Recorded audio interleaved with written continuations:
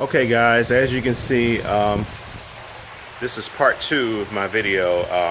I apologize about the first part. I had a whole lot of people calling in, so but as you can see, it's dry now. It's the countertop has all been etched out, and what I'm about to do is apply the stain, and I'm going to use a sponge to kind of help it to contrast a little bit better. But I clean all the old stain off, and we're going to try to see if we can get this to come out looking like the Valspar picture here. As you can see, let me just try to show you the look I'm going for. It's called a bonfire. They have two types of bonfire. You got this one here, and we have this one right here, and this is the kind of the color I'm going for. And if you look right here, you can kind of notice it's kind of that color. I tried to pick a darker color, that way the less imperfections you can see once the stain is on. So just make sure that you stir this really well. You want to get all the paint and everything to mesh together, all the ingredients inside, so you can give you're not having so it doesn't have that watered down look, so to speak. So we're going to stir this up here, and I'm going to get started, and I am going to come back and show you what progress I've made in doing this. So let's see what happens. One other thing I forgot to mention, you can kind of see the tools and everything I got.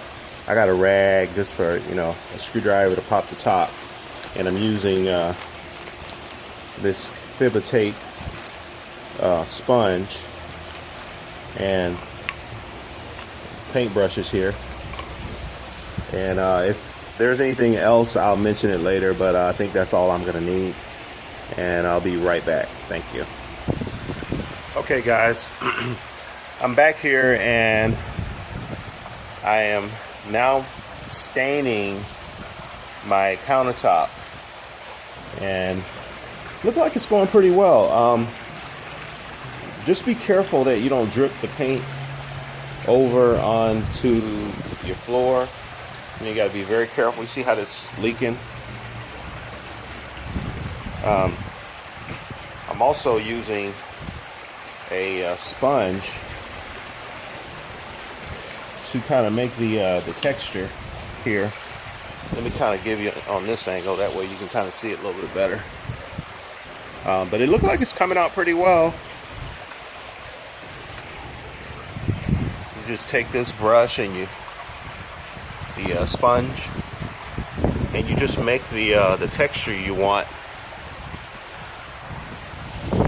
It looks kind of orangey, but once it dries, it's going to be even. It's going to show its true color. But at first, it looks kind of like it's going to be like this orangey or orange.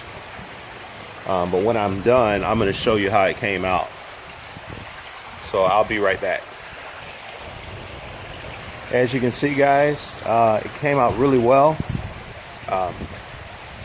It's hard to see the color just because of the sunlight, but I'm trying to see if I can show you.